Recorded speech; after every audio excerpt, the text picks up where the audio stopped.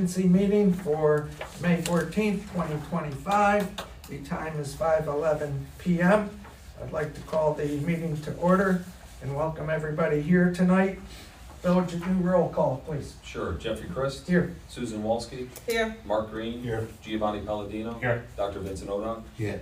5 of 7 members with 2 excused absences. For staff, Bill Fioravanti, Kelly Riley, and Marty Barras. We also have on live stream Caden Jones and Billy Iverson, and our state monitors here, Mr. Brian Savage, and we have a few guests, Connor Eckert and Lucas Sarachi from the Orange County Partnership, Matthew Boone, Gwendolyn Thames, and Robert Murray representing Skinnell and Amazon, the applicant. Excellent. And again, I would make note, this meeting was properly noticed. We have that documentation in our packet. And as is my prerogative as chair, I'm suggesting we adjust the agenda item for Skinnell Properties, number 600, and Amazon.com Services, LLC, to the next item we discussed tonight. Bill, would you introduce this item? Sure. Excited to roll this out here. This is something we've been anticipating for a while. A mega project in the town of Wawayanda, a really transformational project. And we're excited to have him come before you. I think we're going to start. Bob, will you be leading us? Or? Mr. Matthew Boone. Yes, please. Good evening, members of the board. My name is Matt Boone. I'm a developer with Skinnell Properties. Skinnell is the owner of the subject site at 22 McBride Road in the town of Wawayanda. The site is currently an active commercial sand and gravel mine that we plan on reclaiming and redeveloping with a state-of-the-art advanced multi-story e-commerce fulfillment center. The proposed building that is part of this development of the site is a 652,000 square foot footprint with 5 multi-stories at 600,000 square foot each, totaling 3.2 million square feet, where 1.2 million of that is occupied. So on the multi-story, the 600,000 square feet, most of that is for robotic sortation. The peak roof line of this building is 94 feet 5 inches. The peak of the stair towers is 103 feet 5 inches. It's kind of ideally located as far away from roadways and residents as possible. McBride Road and State Road 6, the building is 1,000 feet away from it, so it's kind of the best situation for something of this magnitude. We're currently going through entitlements with the town. We have a public hearing this evening with the planning board, and we anticipate getting a negative declaration on May the 28th. So I'll turn over the specific operations to the user. Thanks, Matt. Good evening, Gwendolyn Thames. I lead Amazon's economic development and expansion efforts for the state of New York. And as Bill mentioned, with me, I have Bob Murray, who's our outside counsel on the project. Just to kind of, start off at the top, we have a long history and partnership here in Orange County. We have 2 facilities, one in the town of Montgomery, which is a sortation facility, and then we have our delivery station in the New Windsor. Just down the street. Right, exactly. I saw it on my way here. And so what we're proposing is an expansion of our logistics network in Orange County to an Amazon robotics fulfillment center, as Matt alluded to in his remarks. And so you can see some of the aerial renderings and then a more close-up rendering here specific to the building type. And so what we're proposing is a first mile facility. And so we have a last mile facility in Orange County and New Windsor. And then we have a middle mile facility, which is our sortation center in Montgomery, as I mentioned. And so here we're referencing a first mile fulfillment center. And so this is where essentially you would have a highly automated deep storage where packages are received, stored, picked, and packed. So if you're thinking about, that Giants hat that you are ordering off of Amazon.com, more than likely it's coming from a facility such as this, and then it works its way through our middle mile network into our last mile network, which ultimately gets to you as the customer where you see the vans. So the majority of the traffic here are line hauls coming in and out, bringing inventory in and out, and then personal vehicles from our employees, essentially. With that, many project benefits, as you can imagine, with a project of this size and scale. We are looking to bring at least 750 jobs with comprehensive benefits. Our jobs on day one receive those benefits, so the same benefits that I get as a corporate employees, our hourly associates get those as well. There's kind of a 90-10 split, so 90% of the jobs here that we're proposing would be hourly positions, and then 10% will be more salary positions where you would have, our area managers, our general manager, financial staff, IT support, mechanical engineers, or what have you that are working on the robotics and automation equipment, and HR professionals as well. Just to give you a flavor of that. So with that, a starting base wage of $18 per hour for our hourly associates, and we're looking at on average $60,000 a year for our more salaried employees. In addition, one of the things that I want to point out with, in addition to the comprehensive medical, dental, paid family medical leave, we have educational benefit for our hourly associates that I really believe in and has tremendous value. And so what that is part of our career choice program where we pay prepaid tuition for our hourly associates to get foundational skills. So that can be a GED, ESL, so skills that are just going to help you do and perform your job better. Or you can pursue a 2-year, 4-year degree. We have partnerships with SUNY and CUNY, 18 of the colleges in that in the network, and more partnership with Orange County Community College. And so locally, our employees have access to prepaid college tuition to really pursue whatever their heart's desire as far as their career opportunities. You may have seen some commercials around Career Choice a few years back where we had associates that, started off as an hourly associate. They used the Career Choice program to pursue their career in nursing, and they were able to move on. And so we're agnostic to whether you grow with Amazon because there are tremendous opportunities, as you can imagine. But then also any in-demand jobs that are available in the private or public sector that an associate may want to pursue. We're invested in your career journey. And I think that is very unique to a company and our associates. And it's one of those things. I've been with Amazon going on 4 years in November, and coming here and learning about this benefit, and really anecdotally just when I'm visiting the various facilities and talking to our associates, so many say like, I came to Amazon because of this benefit. And we really meet people where they're at. So it could be that 18 to 28-year-old student who may not know what they want to do and may have taken a couple of community college classes, but are still figuring out and say, hey, come to Amazon, we have a job for you, and also we are going to be invested in you and support you along your career journey. With that, I think, also increase tax base, so substantial increase in tax revenue for the county, state, and the local community and the special services districts. Again, with the level of investment that we're putting into the project. Also, we are anticipating 300 plus construction jobs through the life of, or through the schedule of the construction. And then there's indirect employment. So you can imagine hundreds of seasonal, part-time jobs, as well as ancillary economic development and employment due to construction and our third-party service providers that we work with.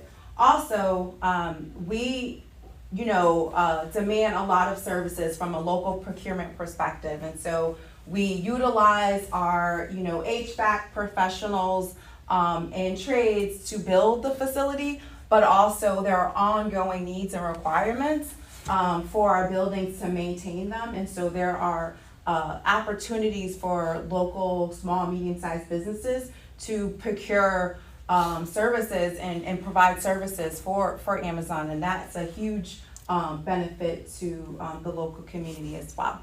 So I will kind of end there with my kind of formal presentation and open it up for any questions that the board may have. Thank you for your time and consideration of the project. Thank you. Thank you. Thank you for that review. I might point out, we have an application that the board has received for this project. We have consideration of an inducement resolution to make a decision on tonight if the board so chooses. But first, I would ask the board if there's any questions for Gwendolyn at this point. Yeah. Doc? Yeah. Thank you very much for the information presented. I know Amazon is a large company. Can you continue with the project without any help from IDA? And another question, how much percentage of the local level will you be using? So thank you for those two questions. So to answer your first question, as we've stated in our application, no, I would say. However, we are, this is a competitive process, right? So as we look to this site, we're looking at our neighboring states in New Jersey, Pennsylvania, Massachusetts, and so the prospective IDA benefits that are possible through this process really factor into leveling the economics of a project of this size to really work. And your second question was local labor. So in your application, we have made a request for a 70% local labor waiver, and that is due partly to we've had experience now in New York with 3 projects of this size and scale. One in Onondaga County in Syracuse, which launched in 2022, and then we have Rock 1, which is in Rochester, that launched in 2023, and then we have, again, all similar projects. We have one under construction in Niagara. And so with those 3 projects, we received IDA benefits, and we also requested waivers because we, had real-time and historical data with respect to how those projects operate and the labor shortages that we experience, and we were able to hit the 70% mark, and so that is what we're projecting here. Again, recognizing historical real-time examples and ongoing projects that are happening in the Orange County market, what we anticipate us to be able to utilize and be able to hit our schedule in time efficiently. And we've had preliminary discussions with organized labor about this, and as have the applicant. We're still working through that. Mhm.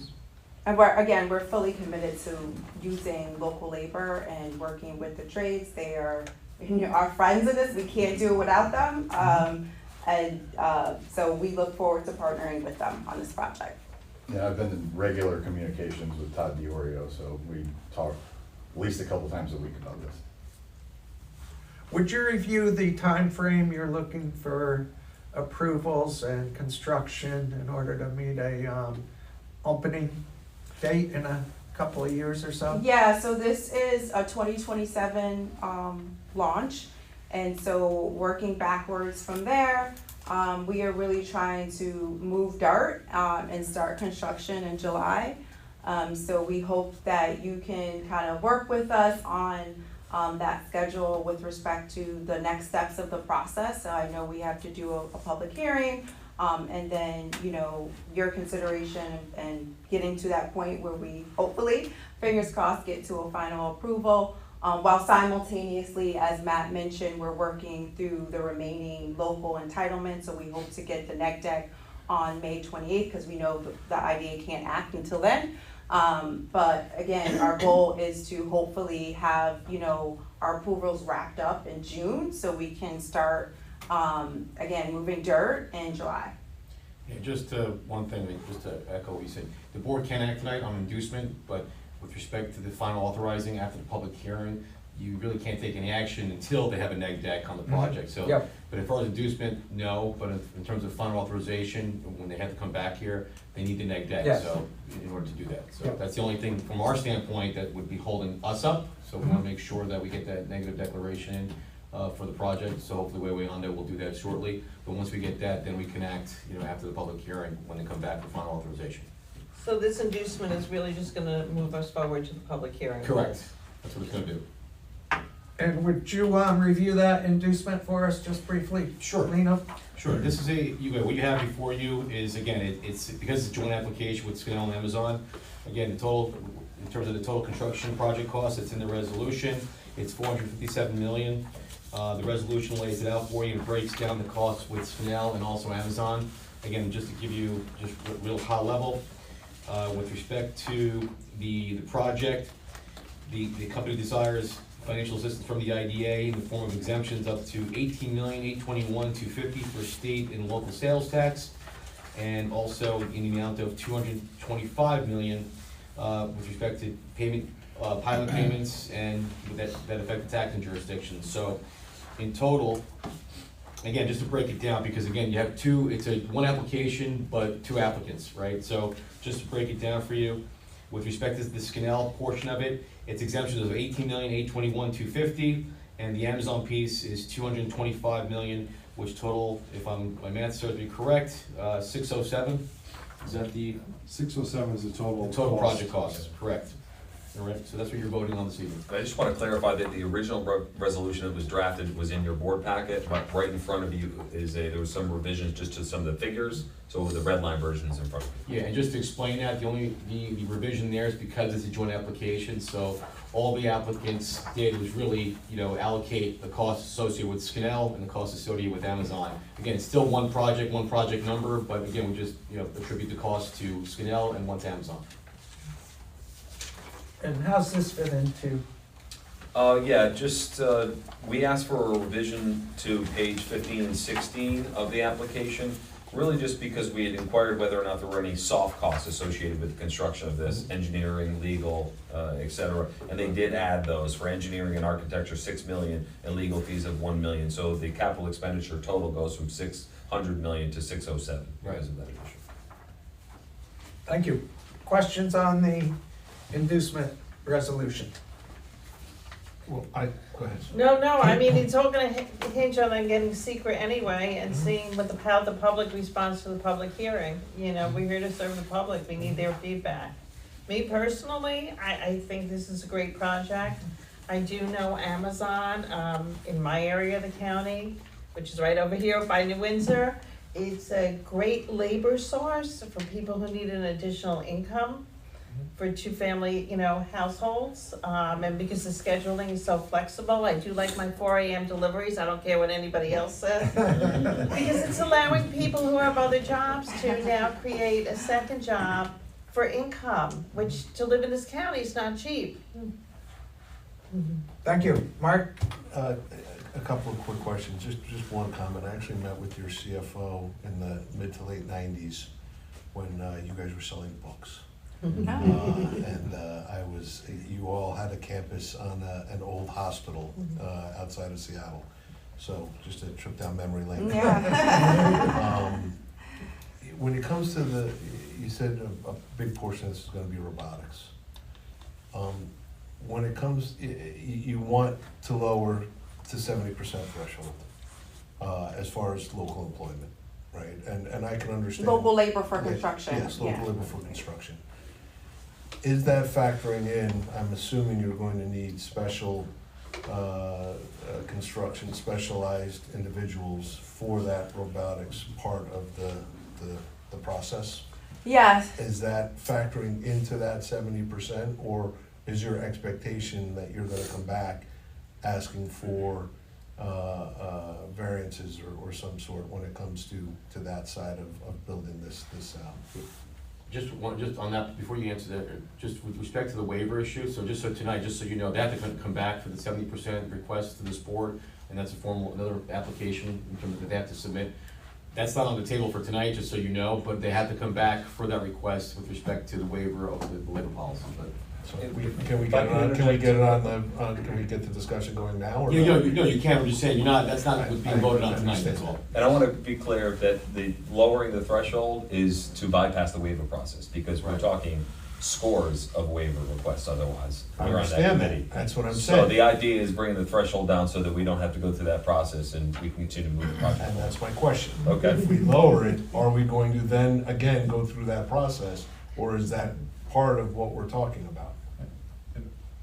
D, Yeah, Bob. sorry about No, the whole point is, with a lot of experience, is to set this threshold, which includes the material handling specialists and any specialty trades that there isn't any local certification or warranties if we don't use the correct installers.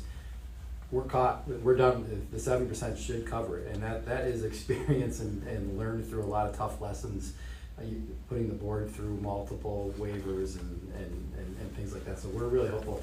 And if I may, Leo and Bill, Mr. Chairman, we had built into the request, this as part of the overall approval was a 70% labor reduction, so our hope is, and hope make your life easier too, is hopefully we get induced in June, and that includes the board making the determination of the 70% threshold.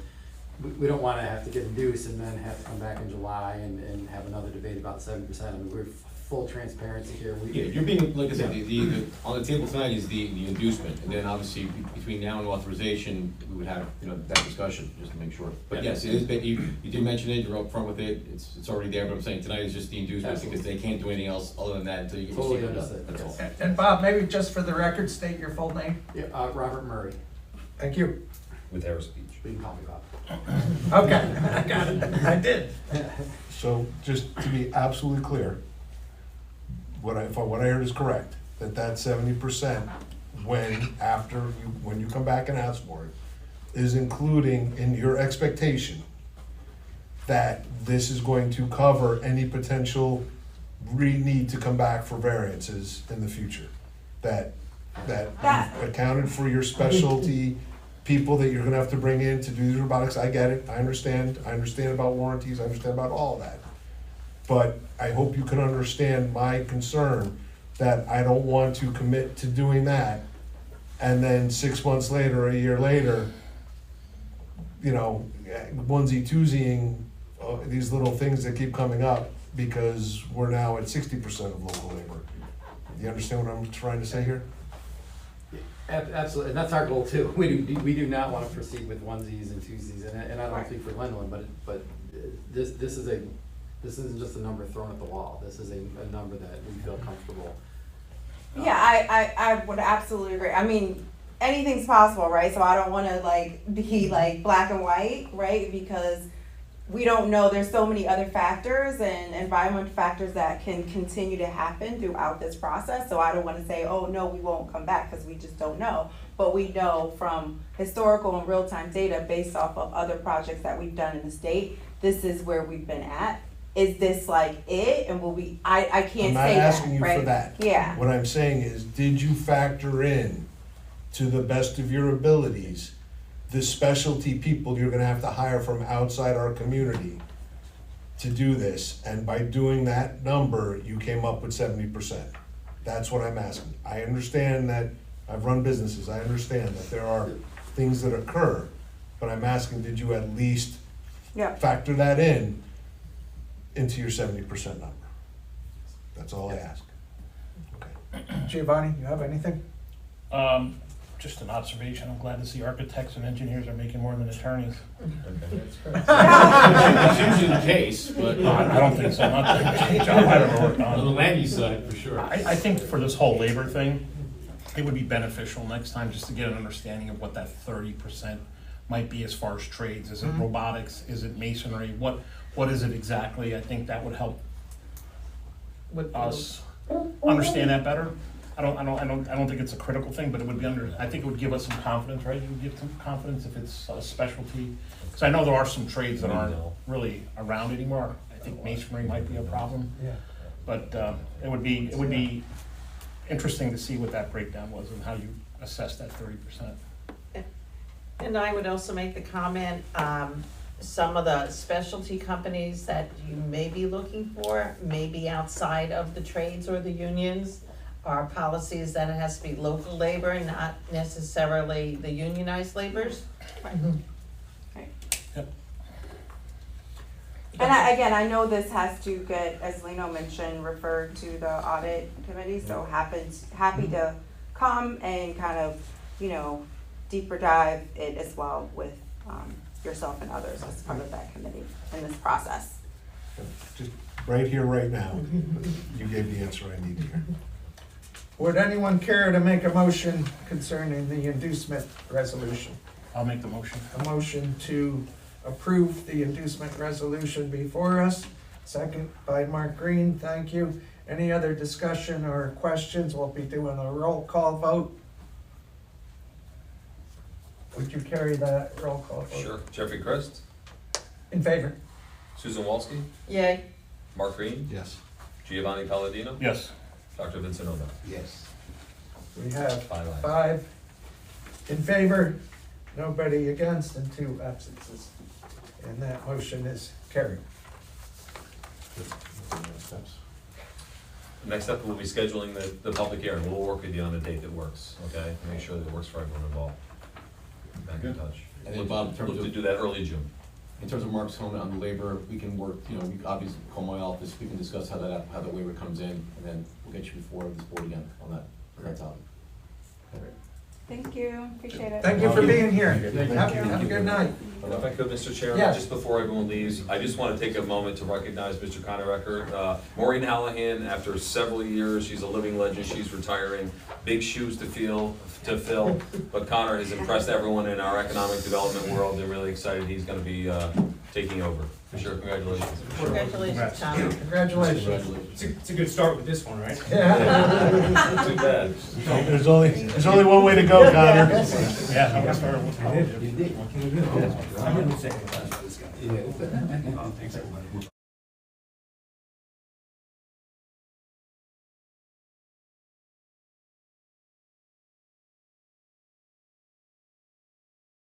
Security measures with Martin Wire Group, and you have someone to introduce here? I do. Yes, really excited to introduce Mr. Micah Martin. Hello, Micah. Micah is Welcome. He is the founder and president of Martin Wire Group, which is our new IT group. Well, it's been several months now at this point. He's put out a lot of fires, done great desktop support, helped us with absolutely everything. His responsiveness is really second to none. But we also really asked him to take on a project to assess our network vulnerabilities, so to speak, with our local network here and such. And Micah did that, and he identified some risks, and we did some mitigation, and I just wanted him to kind of share with everyone what the analysis was and what steps were taken. Yeah. All right? Thank you, guys, I Got appreciate your it. clicker right here. Oh, perfect, thank you. This means I can't hack into the system anymore. Enough of that. So, like Will said, good evening, everybody. Thank you. My name is Michael Martin, and today I'm going to be giving you guys a presentation on the security controls assessment that we conducted in early 2025. But first, just an introduction to me and the Martin Wire Group. I'm originally from New York City. I was born and raised there. I moved up here about 2 years ago. I worked in the field for about 10 years for multiple different managed service providers and different organizations. I completed my education at the New York Institute of Technology, studying computer networks and cybersecurity. And a fun fact, as I contributed to the world's first critical infrastructure security operations center, which was 24/7, and we secured essentially oil rigs, critical infrastructure, so oil rigs, water treatment centers, and power generation plants. So it was a really big project, and I was excited to be a part of it. And actually, that was the first one in the United States market that we worked on. So the Martin Wire Group, so we unofficially started back in 2019. We established ourselves in Orange County, New York in 2024. We provide IT and cybersecurity advisory services for small and medium businesses. And we work with nonprofits, law firms, and architecture firms, and many other different types of firms. So we're here to talk about a security controls assessment, but let's start off with what exactly a security control is, right? A security control is a safeguard or a countermeasure which is designed to protect information systems and reduce our risk, right? So the purpose of the security control assessment was to evaluate our existing tech infrastructure, understand the security controls that we have in place, and then review best practices, and we'll talk a little bit more about those best practices in a later slide, but then present those findings to the Orange County IDA. And our goal was to recommend enhancements to further mature the Orange County IDA's security capabilities and posture. So how we break it down is we break it down to several security control domains. You can think of a domain as a section, and I'll go through some of them. We have boundary protection, which essentially safeguards the boundary or our network, also known as a firewall. We have endpoint protection platform, which is essentially known as antivirus. Antivirus has become more of a feature than a complete solution, but that is what endpoint protection is. Security monitoring, I tie that in with endpoint because oftentimes what happens is you'll implement a endpoint protection platform or a firewall and nobody's looking at it. So nobody knows what's happening, it's just there, right? We also have backup and recovery, pretty straightforward. You know, do we have backups to recover in the event of an emergency? Identity access management, are the employees using all the same account to work, or do we have separate accounts for each individual identity? Multi-factor, which I'm sure everybody here is now aware of. You guys either love it or hate it. Multiple ways of identifying yourself with what you know, which is the password, what you have, a 6-digit code that we text to your phone, or what you are, a fingerprint or a facial recognition. We also have vulnerability management. So essentially what that is, it's basically knowing what's on your network, right? Knowing the vulnerabilities associated on your network. We don't have servers, but we do have things like, we have a printer, we have a firewall, switches, and most people think it's not a big deal, but these are exactly what people or threat actors use to get onto the network and carry out their attacks. Data loss prevention, this is essentially making sure that sensitive data like credit card information, social security numbers aren't leaked. And then we have awareness and training, which also is commonly overlooked, but you have to understand that 99% of the attacks that I've seen in the industry for large companies and small companies are due to user error, right? Users not knowing or not being aware of the issues that, or not being aware of cybersecurity at all, essentially. So how did we conduct the security controls assessment? So we follow best practices provided by the United States government. It's also known as the NIST cybersecurity framework, right? And so really cybersecurity practitioners and companies, large and small, all over the world use this framework. So it's a good source of truth as to what a good cybersecurity framework looks like. So we basically broke this down to 3 distinct phases, right? A high-level business impact assessment where we understood the technologies required for operations. And then we reviewed the security controls that were currently in place for those applications or services, right? And the last step of the assessment is essentially, okay, we have the network, we have the systems involved, and we have the security controls that we currently have. Now we're going to reference best practices and see where at that point you have to draw the lines and figure out where we're not meeting those best practices. So we did have positive findings, and I was happy to see this for a smaller business. We do have a firewall. We have a TP-Link firewall with all the right features enabled. Backup and recovery, we do not have any on-prem servers, right? So all of our critical infrastructure as far as for operations, it's all in the cloud, right? So the cloud is naturally redundant, so that we are no longer liable for that. They are backing up our stuff probably 1 million times over. So that is something that we were pretty much in the green for. Identity access management, we don't have multiple people using one account to work, right? So everybody has their own separate account and their own identity.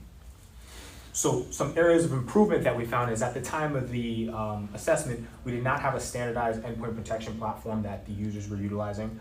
MFA was not enabled at every application that we utilize. Awareness and training, there wasn't an established awareness and training program for the users, and like I said, that's important because users are usually the cause of breaches.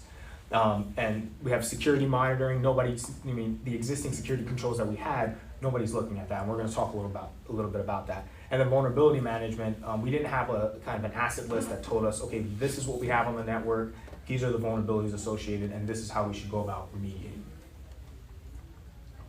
So I'm gonna ask you guys a question here. Does anybody here know anybody from the Orange County IDA that works in Pakistan? What? Does anybody here know anybody that works for the Orange County IDA that works in Pakistan? Only on Fridays. Yeah, just not right. Where's Marty? She's always dialing in, so she's there. She's not in Pakistan. Go ahead. So, Punjab, Pakistan, I think is the exact location. So this carries us into my next part of this section, my next slide. Why does this matter? Why should we care, right? It's commonly thought that small and medium businesses don't have to worry about cybersecurity, and that is like farthest from the truth, right? So online, you have to understand that there's many organizations around the world, right? Amazon, let's say you have Amazon and you have another organization. Amazon is top tier. They're using every single type of security control or type of security protection that they can, right? Whereas small and medium businesses, what's happening is they're not investing in cybersecurity, not even in a little bit, right? So what's happening is you can go for the larger companies as a threat actor, but smaller businesses generate income. Smaller businesses and medium businesses are still a target, right? And so why would you go for Amazon when you can just target small and medium businesses? It's way easier. And so the logs that I just showed you before of the logins from Punjab, Pakistan, that is from our GoDaddy, right? So GoDaddy, I'm not sure if anybody's heard of it, it's basically where our domain is hosted, OCNYIDA.com, and it's critical, right? Because our traffic is routed through there, our website traffic is routed through there, and our emails are routed through there. And there's a ton of implications or possible implications. I'll read you guys some, and then I'll tell you guys what I think happened. So with this access that this threat actor had, they could have performed website defacement, right? They could have really went on there and put anything on the website. Email hijacking, right? So they could have hijacked our emails, which would have led to data breach, right? Our emails have sensitive, important information in them. What scares me the most for a lot of small, medium businesses is malware distribution, right? Usually what happens is these smaller businesses or these smaller, medium domains are used to get into larger organizations. Amazon was just in here, right? They'll use us to get into Amazon. And what happens with that is, and they can do that in multiple different ways, and that's a serious possibility. We also have traffic redirection, and the most important one is loss of control. If we lose our GoDaddy account, it might seem simple, like, hey, we own the account, we'll just call back. It's long, and it's costly, and it's very annoying to get back a GoDaddy account. So here are just some areas of consideration, right? So we have emails. Oh, actually, I'm sorry, I forgot one thing.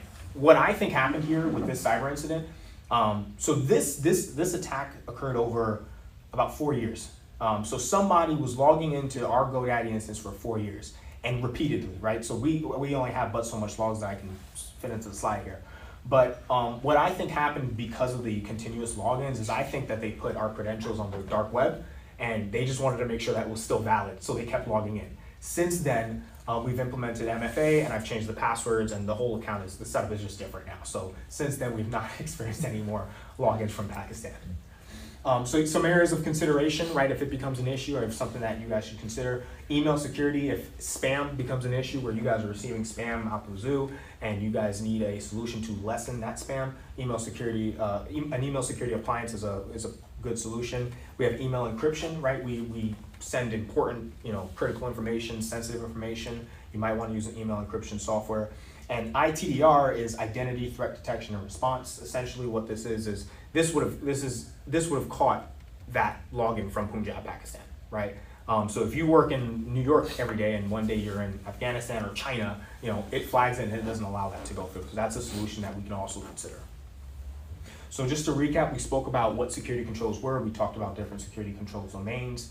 I gave you guys my methodology.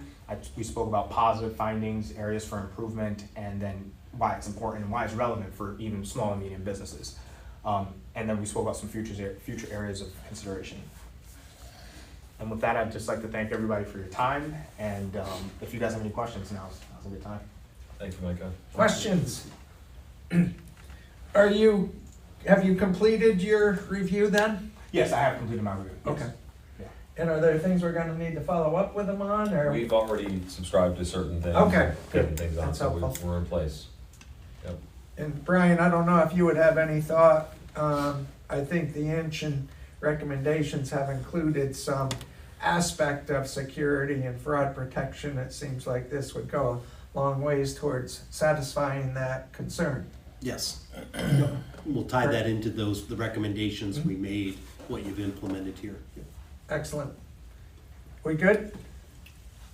Is that over everyone's head, or are we? No, I mean, I'm more than willing to go to Pakistan on the IDA's dime and try and find out who was hacking into it. So if you'd like to send me, I'm a willing subject. I would not. We might not bring you back, I don't know. Giovanni? Is there gonna be any change in the way we're getting email now? 'Cause No. our email is basically done through the cloud, right? Yes, Yeah, we did a migration a couple months back, but that's. it was seamless to you, but yeah. Yeah. Yes. Does this, go ahead, I'm sorry, Doctor, go ahead. Are you aware of what happened to Mount St. Mary's College a few years ago? Not a few years ago, but I am aware of the Yeah. heightened activity in the Hudson Valley of cybersecurity. Even yesterday, honestly. Oh, So yeah, it's a lot of stuff going. There's a lot of stuff going on, and it's scary. But people are starting to wake up and invest in it, right? And I always tell people it doesn't have to be with us, but just look into it, right? Look into these things because these are real threats, right? We were at a Townsend Villages event the other day, and they're talking about a water treatment center that they're placing in Orange County, and I think the budget was like 100-something million, right? And I'm thinking to myself, I wonder what part of that, or if any part of that, takes into consideration cybersecurity, right? Because 100 million is a lot, 126 million is a lot of money, right?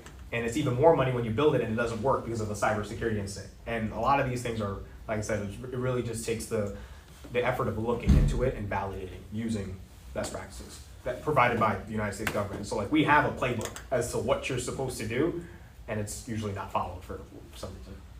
I think most of you know I'm a trustee for Mount St. Mary College, and so I was, went through that. It was absolutely devastating for the college. Yeah. They had to rebuild their systems. There was what do you call it?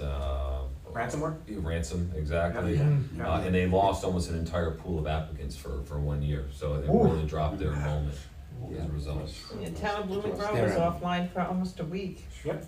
Yeah. What are we, is this now a continual monitoring, or is this a, every 6 months we do a diagnostic? What's the procedure here? So as of right now, what I'm doing is I'm just keeping in contact with Bill and team to make sure that this is a living document, right? So anytime there's changes, let's say you guys are adding a new application, right? We just need to make sure that we're implementing the best security practices along with that application. So I wouldn't say it's a recurring thing. I was really excited about implementing the SOC EDR for the IDA.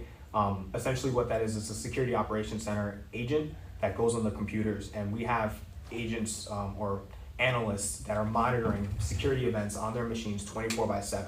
And what that does is in the event that there is a breach or an incident, they will pick up on it and they call me at like 2 a.m. in the morning and I have to respond. So I have to blow up people's phones. In layman's terms, you're saying that the next time someone from Pakistan tries to log on, that would raise a flag and you would be made aware of that immediately. Is that what you're saying? So that is a different solution. We did not implement that solution, but we did put in controls to make sure that that can't happen, right? If they get my password, they need more than just my password to log onto the account, right? So that would be the ITDR solution, the Identity Threat Detection Response. So it's a different solution, and I'm not sure that we want to use that right now. I feel like we have a good amount of security controls in place for the applications that we're using now. So. And I'll just add that Micah found other efficiencies, other things we could cut out and everything. So him implementing these things really has barely increased our monthly IT costs at all. Nice.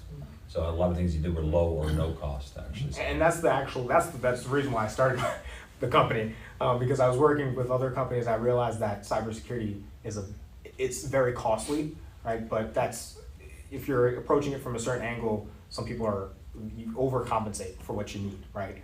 And so, yeah, overinsured, exactly. And so that's part of the reason why I started up, because cybersecurity really doesn't have to be expensive. You just have to know your environment, know your business, know your business impact, and know the IT systems that you guys are relying on, and protect those, and then also educate the staff so they know, what is malicious in the cybersecurity environment. And I think Kelly messaged me, was that you messaged me? Yeah, like she messaged me the other day about a text, right? Like some people wouldn't even think to do that. Some people just click onto the text and then before you know it, all their stuff is gone. So, and it is a real threat. Like it's not like, you know, happens every now and then. This is happening every day. Even it's scary how much is happening here at home, so. Well, thank you very much. Yeah, thank Micah. you guys, I Much really appreciated. appreciate it. Nice Yeah, work. it's tonight. Like business cards? Yeah. Yes, I do. I'm gonna grab them right now. I'm grabbing them right now. They're right in my office. Oh, they're right on in my your- desk. okay. Going on the left. They're sitting on. Okay, all right, thank you. They're black, Kelly, if you see them. On my little tray thing. He's Black. got their own office. It's gonna be- Oh, that's right, he's in the Office. wrong office. I moved offices. Sorry. That's to keep the hackers confused. Yeah. Thank you. Thank you. Thank you very much. Thank you very much. Everybody wants, Bill has them. I would take one, please. He's still trying to, get rooted in his business, so if Yeah. anyone needs help, I can't recommend We've it enough. updated the logo since, so we went through a rebranding, but it's all the same content Yeah. creation. So, thank you so Micah, much. thanks so everybody. much. Thank you. Thank you, I appreciate you for having me. Thank you. Thank you. What do you think about catching the GTI local labeler penalty before we move into the internal stuff? Sure, this is something that we dealt with in the audit committee. Green Thumb Industries, also known as Fiorello Pharmaceutical, it's the cannabis manufacturer, 400,000 square foot facility, enormous facility in Warwick, in the Warwick Tech Park. They closed their project, the local labor monitoring is done. Overall for the project, they had 93% local labor on site. However, you recall, until we recently changed or amended our local labor policy, you had to achieve 85% on every single subcontract. So out of 18 subcontracts, 4 were not compliant. They were below the 85%. Again, overall, the effort was there. They had MWB and some other thresholds they had to meet, so that was a challenge. However, we are penalizing them $2,500 for each of the 4 contracts that were out of commission, so $10,000 total. They are aware of it. Audit committee approved it. We're looking for the board's approval to do the same. If we don't hold them to the policies and such, we don't have a leg to stand on, in my opinion. Questions on that? It was in Bill's monthly report as well. Anybody care to make a motion? I will. Motion by Mark Green, second to that motion. Susan, thank you, and that would be to approve that penalty that Bill just described. Any other discussion? All in favor, please say aye. Aye. Aye. Opposed, the same. Motion carried. Yes, sir. Thank you. And now maybe we'll move back to the top of the page, if you're not busy. Approval of the minutes from the April 16th board meeting. I'll make that motion, Chairman. Motion to approve, second. Mark, thank you. Any additions, corrections, comments on those? Hearing none, all in favor, please say aye. Aye. Opposed, the same. Motion carried. And my chairman's report can be fairly brief. Some of this stuff is noted in Bill's report as well. But in addition, on the brownfields, I think we have a meeting scheduled for the end of the month now. We do. With the task force. Yep. And RF attended a brownfields event. You went too. I do too, yeah. But he did He kept better notes. follow-up, and we just got his notes today, Yep. or yesterday, so that was good to see. I think there's a lot of neat things related to the brownfields that we can do for the good of the community. The website enhancements, certainly, I explored a couple things with Marty and found some things that could be tweaked a little bit. But if anybody sees anything further on the website enhancements, be sure and speak up. Thank you for your help on that, Marty. I've taken your feedback, Susan, thank you. And lastly, I thought it would be neat to consider holding either our July or August board meeting at the new food bank facility. I mentioned last month, but they have a very nice conference room. Billy would check out the live stream from there. We would have to make notice of our change in location. I do know the food bank facility is available for the dates of those 2 meetings. Any comments, Lino? Is that As long as they can, you Log notice in. it, Yeah. and we can, facilitate the live stream, you're fine. It's a similar sized conference room to this boardroom as far as having some guests. If there's gonna be 100 people there, we'll have to have it in a different spot, but any comments on that? I'm hoping it's August, because I don't believe I'll be here for the July meeting. Oh, okay. And, I'm for it as long as you guys fulfill your promise and get one meeting in Port Jervis in the next 18 months. oh, okay, yeah, we better. Because you promised for the last 2 years and you haven't done it. You haven't requested And your it- date yet. Where are we gonna have it? We'll have it in my Town- house, I don't care, we'll have it somewhere. Town hall? But we're gonna get you all over the mountain to the western part of the county. Okay. Good thing we have GPS. Sounds like that's a go, and we can explore it, and Otisville still has the Grange Hall, don't certainly, they? does that require a board decision, or management can just send notice with, Yeah, as long as you're consensus? in agreement I would just make a motion to, to schedule the meeting, the next available meeting at the food bank. Okay, So- tonight? Yeah. Yeah, okay. And it to be determined by Bill and you, Yeah. as long as you're authorized, I would take the authorization. I would say, word the motion, either the July board meeting or the August. Subject to all applicable noticing requirements that Yes. need to be happening as well. Anybody good with that motion? Yes. By Mark, second to that motion? I'll second. Thank you, Giovanni. All in favor, please say aye. Aye. Opposed, the same, motion carried. That completes my report, and we'll move on to CEO report. Please, Sure, Bill. just a couple things. As Jeff mentioned, I went to the Brownfields Conference, kind of all part of the CPA grant process. We will have at least one person go to the national conference actually in Chicago this year. So Jeff mentioned RF Khan, he's actually kind of our project manager for this. He's kind of my liaison, so I can stay 30,000 feet. He's done a great job so far, he's excellent. We'll also be attending the New York State EDC Conference, their annual meeting that's always in middle of May out in Cooperstown. I'm going, Jeff is going, Lino and Rudy will both be there, Connor will be there, Steve Gross, our Director of Economic Development, so Orange County will be very well represented at that. And lastly, I mentioned the Connor thing, only thing other than that is the headquarters here, everything was repainted. Brand new carpet you're seeing here. We got a few other things. The carpet in the front is gonna be changed out for some vinyl flooring. A few other things we're just trying to tweak, but really excited. And the name of the paint is Clean Slate, which is one of the things I was really seeking for here. So we have a complete clean slate. Everything's different here now, so it's our home. Questions for Bill on his report? I see some punch list stuff. Yeah. Okay. Yeah. Me too. So believe me. I was curious, any highlights on the Council of Industry annual breakfast? That was great. That's they are kind of an association for manufacturers in the area. So they recognize, first of all, they have a lot of schools there and programs like BOCES where students are being brought into the manufacturing field. So that's always a nice little expo they do before the actual breakfast starts.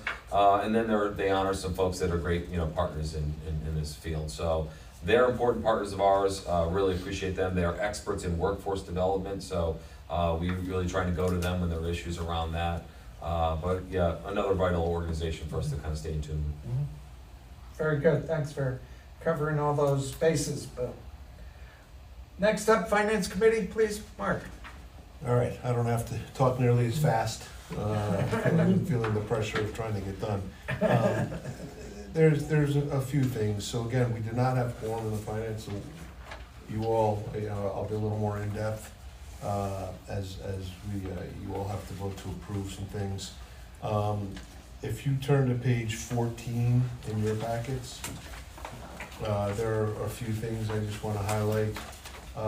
Number one, if you look at the shaded area, those are your April numbers on page 14. First off, congratulations, we got an application from Banta. So $5,000, however, $2,500 of that is a pass-through, so you'll see that a little bit lower, but great things, so good for that. The management fee income, that is just the transfer over from, or no, I'm sorry, that's That's the 16%. the 16%, yes, the 16% from the FC. And then some nominal interest earnings. And then if you go down a little bit further, you'll see, and I'm just kind of highlighting the bigger differences. You'll see professional fees, $4,087.50. Part of that is the continued quality of life payment that we approved. Right now, we're about $4,000 in to a $20,000 drawdown. So this will be going on for probably the rest of the year. If you go down a little bit further, down to legal counsel, you'll see $2,243 again. Those legal fees are rather standard, but you'll also see the $2,500 pass-through from the what I mentioned above. We did have a little bit of a conundrum here. If you look at local labor auditing fee expense, you know, we did move over to, what is the system? Escrow? No. Ramp. What'd you say? Ramp? Ramp. So we did have a little bit there, so we're cleaning that up. But of that $6,112, $3,864 is the Legoland, and that is the grandfathered in way that we do it, that we're continuing to pay that off. Unfortunately, that should have been a separate line item, so we had, the rest of the money was for some of the labor for the Royal Wine, and so we're fixing that, but just wanted to make sure that you all saw that and know that we are addressing that and fixing that. So at the end, you know, we you know, on paper, you know, it looks like we lost just under $53,000. So any specific questions about that I can answer? If not, then can we move to your page 15? So this isn't nearly as complicated as FC was. We have a CD coming due on 6/23, which is after our June meeting. So we'll be able to go through our normal procedure there, which is the bottom one, which comes due 6/23/25. So there really isn't anything to talk about in the IDA meeting because the dates are different. So, unless you wanna talk, but I don't think you have to.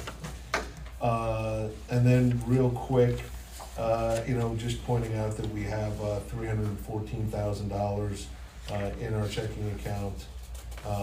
And we have that high number as a reserve if we have to start contributing to the watershed study that we approved 4 or 5 months ago, which has nothing has come yet, but we have to keep, you know, a pad in there for that. Any questions so far about that? No, I'm good. All right, and then finally, the next page is really just the transactions of the vendors. You know, probably the one that sticks out is about halfway down your page for $3,375. That's from Harris Beach. That was for the Paris compliance, so that won't be recurring. The rest, you know, rent and such is fairly in line with you know, what we've done. And then the very bottom, 2 up from the bottom, $1,411. That's legal services for the GTI. Conflict counsel. Yeah, Stein, that's the council, conflict counsel we use for the GTI solar easement issue. Yeah. Any questions about anything financial? So, Mr. Chairman. Thank you, Mark. I might just shift down the page a moment to accept the April 2025 financials as well as the approval of the April-May payables. If anyone would care to make that motion. Make the motion, By Chairman. Susan, I'll second. second by Giovanni. Thank you. All in favor, please say aye. Aye. Opposed, the same. Motion carried. And back up to audit committee, please, Susan. Well, we already went over that the audit committee reviewed the GTI local labor penalty. Mhm. We accomplished that as this board approved tonight, the recommendation. Again, in the audit committee, we have, are asking for an RFP for both our local labor monitor as well as our accounting firm, and it's not that we are dissatisfied with the services, it's the opposite. We are highly satisfied with the services we are receiving. However, we also have the obligation to make sure we're paying the best price possible. The other recommendation is that we did make to PKF O'Connor's that we would like the auditor that they sent here to be changed every 3 years instead of every 5 years, so we do have fresh eyes on our financials. Questions on that report? And since that had a decision in it, we need a separate motion Correct. for the RFP, local labor and accounting firm that Susan just described.